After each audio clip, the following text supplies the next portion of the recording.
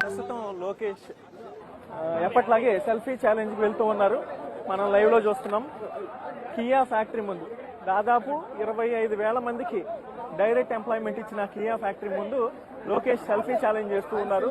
గతంలో ఎలా అయితే ఆయన తీసుకొచ్చిన టీడీపీ హయాంలో తీసుకొచ్చిన కంపెనీల ముందు సెల్ఫీలు దిగి ఛాలెంజ్ విసిరారో ఇప్పుడు మళ్ళీ కియా కంపెనీ ముందు సెల్ఫీ దిగి ఛాలెంజ్ విసురుతున్నారు. ఆ తర్వాత మళ్ళీ మన ఇంటర్వ్యూ కొనసాగిద్దాం.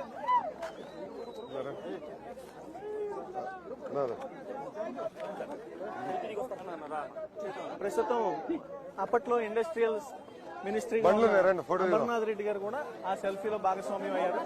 మళ్ళీ లోకేష్ తో ఇంటర్వ్యూ కొనసాగిద్దాం. ఒక 2 నిమిషాలు ఏమంచి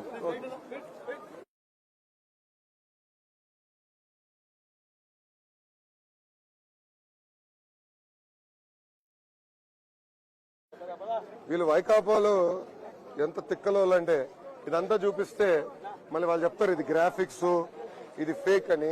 కార్లు ముందర దిగితే తయారు చేసిన కార్లు కూడా ఉంటే కనుక వాళ్ళకి అర్థమవుతుందని నేను అనుకున్నా. ఇప్పుడన్నా వాళ్ళకి అర్థమవుతుందని నేను అనుకున్నా. బహుశా ఛాన్స్ ఉండదు, ఎందుకంటే ఇంతమంది ప్రజలు ఇది గ్రాఫిక్స్ అన్నారంటే ఇంకా దాన్ని మనం అంటే వాళ్ళకి అలవాటైంది కదా ప్రతిదీ గ్రాఫిక్స్ అంటాం. అన్నగారు అందరూ సైడ్ కి రండి, మీరందరూ సైడ్ కంపెనీలో తయారు కార్లతో ఫోటో దిగాలి. మీరు రండి. లోకేష్ సెల్ఫీ దిగుతూ ఉన్నారు. చుట్టూ కార్యకర్తలు కానీ నాయకులు కానీ పాదయాత్రలో పాల్గొంటున్న ఎవరైతే కార్యకర్తలు నాయకులు ఉన్నారో వాళ్ళందరూ లోకేష్ చెప్తుంది ఒకటే, తెలుగుదేశం పార్టీ హయాంలో మేము ఎంతో కష్టపడ్డాం, కాకపోతే ఆ పనుల్ని ప్రజల్లోకి తీసుకెళ్లలేకపోయాం.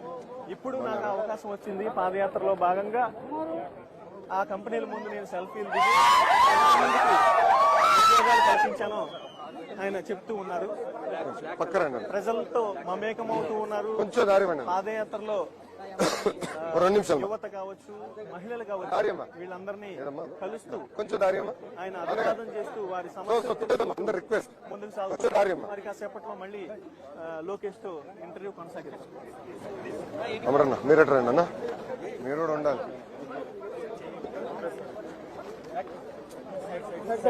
బండి రన్నింగ్ లో ఉన్నట్టుంది. చెప్పండి.